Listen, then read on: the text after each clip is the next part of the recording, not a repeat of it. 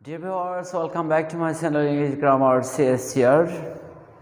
Dear viewers, আমি আজও সম্পূর্ণ নতুন একটি টপিক নিয়ে এসেছি, যে টপিকটি তোমরা সচরাচর প্রাত্যহিক জীবনে ব্যবহার করে থাকো। আর সেই টপিকটি হচ্ছে কি, সবচেয়ে পরিচিত এবং সবচেয়ে সহজ একটি টপিক, সেটি হচ্ছে ট্যাগ কোশ্চেন। এই ট্যাগ শব্দটি তোমরা কিন্তু প্রাত্যহিক জীবনে অহরহ ব্যবহার করে থাকো। এটার সঙ্গে ওটা ট্যাগ করে দাও, এটার সঙ্গে সেটা ট্যাগ করে দাও। এই ট্যাগ করে দাও মানে কি, যুক্ত করে দাও। তো এখানে আমাদের আলোচনার বিষয় কি, ট্যাগ কোশ্চেন। তার মানে কোশ্চেন ট্যাগ করে দাও। এখন কোশ্চেন ট্যাগ করে দাও কার সঙ্গে? কোনো একটি স্টেটমেন্টের সঙ্গে। তাই শিক্ষার্থীবৃন্দ, এই যে নতুন আইটেম ট্যাগ কোশ্চেন নিয়ে আলোচনা করতে চলেছি, যেটি অবশ্যই তোমাদের জন্য হেল্পফুল হবে। আর সেটি যদি হয়, শিক্ষার্থীবৃন্দ যারা এখনও সাবস্ক্রাইব করোনি, আশা করি তারা সাবস্ক্রাইব করবে। আর হ্যাঁ, যারা অলরেডি সাবস্ক্রাইব করে এসেছে তাদের অশেষ ধন্যবাদ। তো শিক্ষার্থীবৃন্দ, তাহলে আমাদের আজকের আলোচনার বিষয় কি, tag question. Tag question. Tag questions, okay. তাহলে ট্যাগ কোশ্চেন্স হলে কি, কোশ্চেন ট্যাগ করে দেওয়া, অর্থাৎ প্রশ্ন যুক্ত করে দেওয়া, তাই না? এখন এই প্রশ্ন যুক্ত করার পালা কেন? কোনো একটি স্টেটমেন্টকে ফোর্স করার জন্য, হাইলাইট করার জন্য, ডাউট সন্দেহ দূর করার জন্য আমরা যখন কোনো কোশ্চেন সেট করে দেই, সেটি ওই স্টেটমেন্টটা তখন আরও বেশি গতিময় হয়, আরও বেশি সন্দেহাতীত হয়, আরও বেশি প্রভাবশীল হয়। তো শিক্ষার্থীবৃন্দ, এই ধরনের কোশ্চেন ট্যাগ করতে গিয়ে আমরা কিছু ছোট ছোট কোশ্চেন স্টেটমেন্টের সঙ্গে ট্যাগ করতেই পারি, অনেকেই করতে পারি। আর এই ট্যাগ কোশ্চেন আলোচনা করতে গিয়ে একটু হলেও আলোকপাত না করলে নয়, সেটি হচ্ছে সাহায্যকারী ভার্বের ব্যবহার। দ্যাট মিন্স অ্যামিজ আর, ওয়াজ আর, মডাল অক্সিলারিজ, এগুলো যখন নো বা নটের সঙ্গে সংযুক্ত হয়ে ট্যাগ কোশ্চেন ব্যবহৃত হয়, তখন তাদের ফর্মটি, তাদের রূপগুলো কেমন হয়, এইটি একটু হলেও আমরা জেনে নেই শিক্ষার্থী বন্ধুরা। যেমন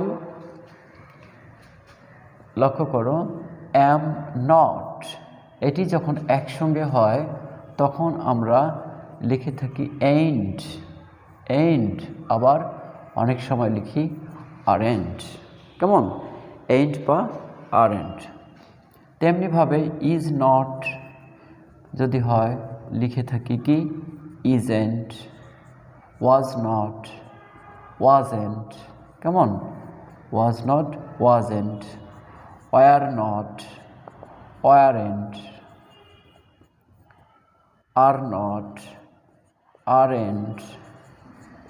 ওকে, তাহলে আমরা অ্যামিজার, ওয়াজার এগুলো দেখলাম। এরপরে আসি কি, ধরো ক্যান। ক্যান নট, একে আমরা লিখে থাকি ক্যান কাউন্ট। তারপর ধরো কুড নট, হ্যাঁ, এগুলো লিখে থাকি কি, কুডেন্ট। কুডেন্ট। তারপর দেখো উইল নট। উইল নটকে আমরা লিখি ওন্ড। উইল নটকে লিখি ওন্ড। শ্যাল নটকে লিখে থাকি শ্যাল নট, লিখে থাকি সেইন্ট। অর্থাৎ যখন আমরা একটি কোশ্চেন নেগেটিভ কোশ্চেন করব, তখন এই নেগেটিভ কোশ্চেন তৈরির ক্ষেত্রে এগুলো আমার লাগবে। এখন এই ট্যাগ কোশ্চেন সংযুক্ত করার সময় আমরা যে কোশ্চেনটি তৈরি করব, এটি সেপারেট কোনো সেন্টেন্স কিন্তু না, জাস্ট যে স্টেটমেন্টটি থাকবে সেই স্টেটমেন্টটির একটা হাইলাইটেড অংশ মাত্র। যেমন লক্ষ্য করো, ধরো he is a good student. He is a good student. হ্যাঁ, সে একজন ভালো ছাত্র। He is a good student, সে একজন ভালো ছাত্র। এখন সে যে একজন ভালো ছাত্র, এটি নিয়ে আমার লিসেনার, ধরো আমি স্পিকার যাকে বলছি সে লিসেনার, হ্যাঁ, সে যদি সন্দেহ পোষণ করে বা বিশ্বাস করতে না চায়, তখন আমরা তাকে ফোর্স করার জন্য, তাকে জোর খাটানোর জন্য বলতে পারি, নয় কি, he is a good student, isn't he, isn't he, okay, isn't he, he is a good student, isn't he, সে নয় কি, তাই নয় কি, তার মানে কি, অবশ্যই সে একজন ভালো ছাত্র। আচ্ছা, এখানে এই যে দেখো ভার্বটি কিন্তু হ্যাঁ বোধক রয়েছে, যেটি কোশ্চেনে গিয়ে কি হয়েছে, না বোধক হয়েছে। অর্থাৎ যে কোনো অ্যাফার্মেটিভ স্টেটমেন্টের সঙ্গে কোনো কোশ্চেন ট্যাগ করতে হলে তখন কোশ্চেনটি কি নেগেটিভ করতে হবে। আর তাই এই am not, is not, aren't, can't, couldn't, won't, shall not, এগুলোর সঙ্গে আমাদের পরিচয় থাকা জরুরি। আচ্ছা, নেক্সট ধরো এমন হলো, Nila with her friends, Nila with her friends went there, Nila with her friends went there, Nila তার বন্ধুরা সহ, নীলা তার বন্ধুরা সহ সেখানে গিয়েছিল, নীলা তার বন্ধুরা সহ সেখানে গিয়েছিল। তাহলে এখানে সাবজেক্ট হচ্ছে নীলা উইথ হার ফ্রেন্ডস। এখন এখানে ওয়েন্ট কি অ্যাফার্মেটিভ ভার্ব, যেটির কোশ্চেন তৈরি করার সময় কি হচ্ছে, ডিডেন্ট, কারণ এটি সিম্পল পাস্টে রয়েছে, ডিডেন্ট। এখন এখানে একটি কনফিউশন কাজ করছে, সেটি হচ্ছে নীলা পরিবর্তে আমি এখানে কি সি ব্যবহার করব, নাকি নীলা উইথ হার ফ্রেন্ডস, নীলা তার বন্ধুরা সহ গিয়েছিল। এখন সেক্ষেত্রে এই সাবজেক্টের পরিবর্তে, অর্থাৎ নীলা উইথ হার ফ্রেন্ডসের পরিবর্তে আমি এখানে প্রোনাউন ফর্মটি কী ব্যবহার করব। তার মানে সাবজেক্টটি যদি কোনো নাউন বা নাউন ফ্রেজ থাকে, কোশ্চেন তৈরি করার সময় এই সাবজেক্টটি প্রোনাউন হিসেবে আসবে। সেক্ষেত্রে বন্ধুরা কি বিষয়টা অনেকটা কনফিউজিং না? এই ধরনের ক্ষেত্রে আমরা সাধারণত এখানে যে এই উইথ হার ফ্রেন্ডস, ঠিক আছে,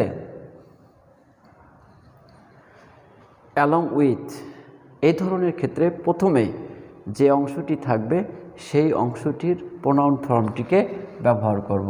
তাহলে এখানে কি আসছে, শি, কি আসলো, she, Nila with her friends went there, didn't she.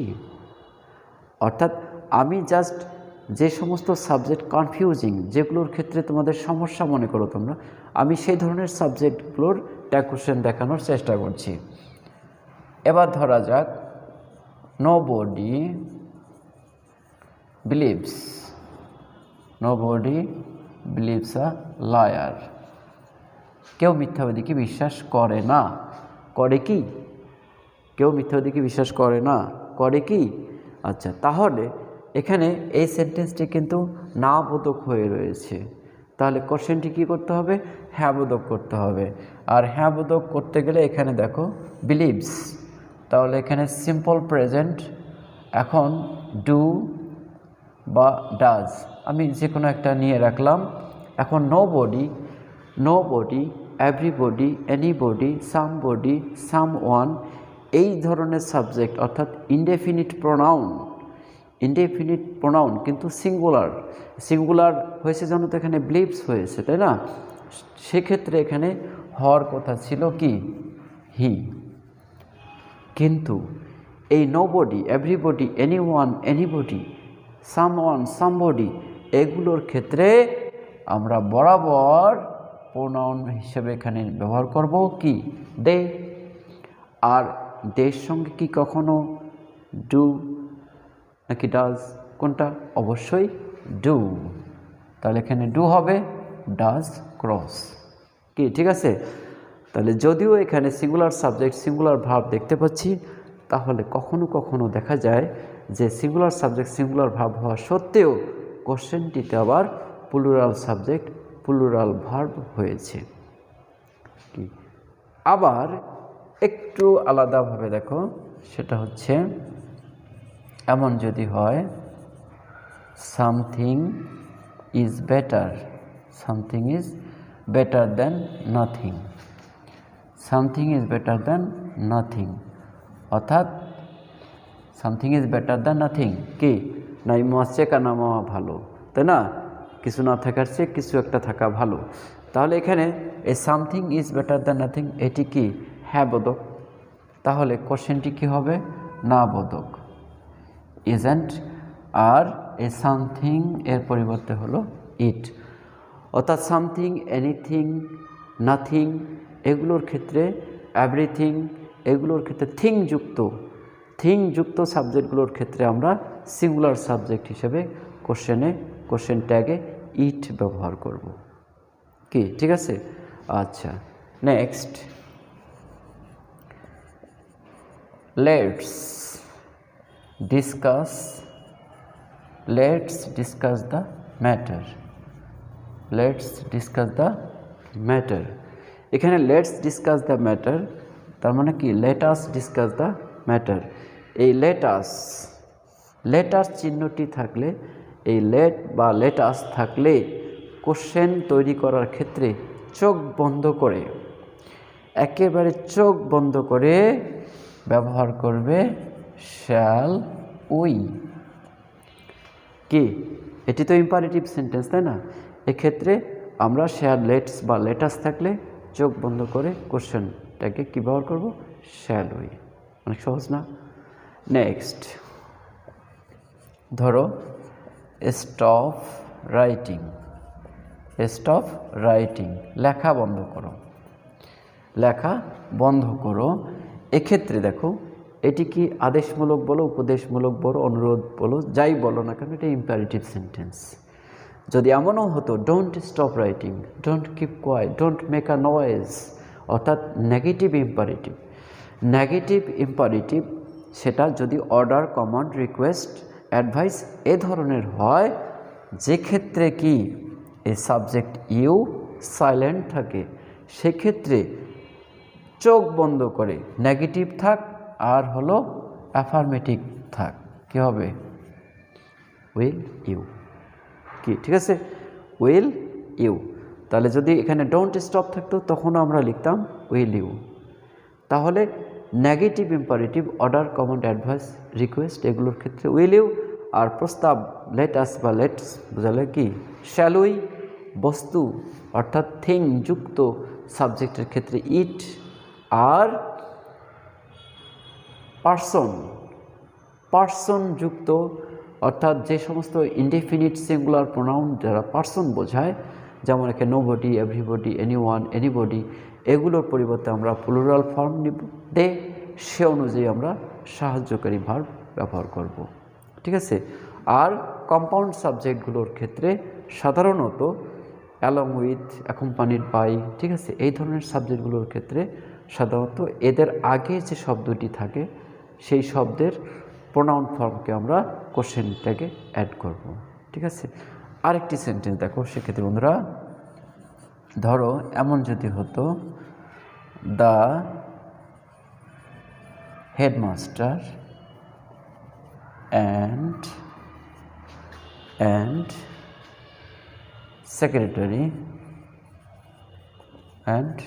secretary, the headmaster and secretary attended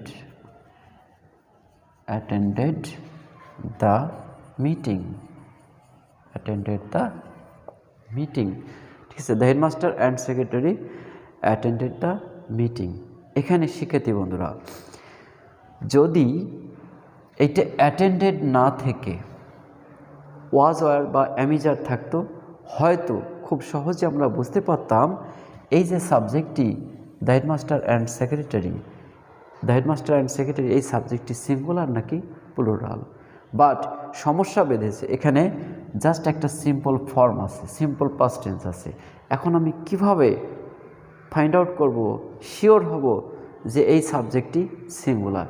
হ্যাঁ, এক্ষেত্রে শিওর হওয়ার সবচেয়ে ট্রাম্প কার্ড হচ্ছে এখানে আর্টিকেল দা, অর্থাৎ যদি অ্যান্ডের পরেও একটা আর্টিকেল থাকতো তখন এই হেডমাস্টার এবং সেক্রেটারি দুজন সেপারেট ব্যক্তিকে বোঝাতো, কিন্তু এখানে একটি মাত্র আর্টিকেল দা ব্যবহার করা হয়েছে, অর্থাৎ যখন একটা দা দুই পদ মিলে একটা দা থাকবে, সেটি হবে সিঙ্গুলার।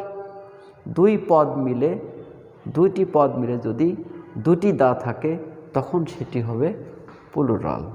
তাহলে এই হেডমাস্টার অ্যান্ড সেক্রেটারি সাবজেক্টটি কি সিঙ্গুলার হিসেবে এখানে ব্যবহার করতে হচ্ছে। আর যেহেতু অ্যাটেন্ডেড আছে কি, তাহলে ডিডেন্ট হি, ডিডেন্ট হি।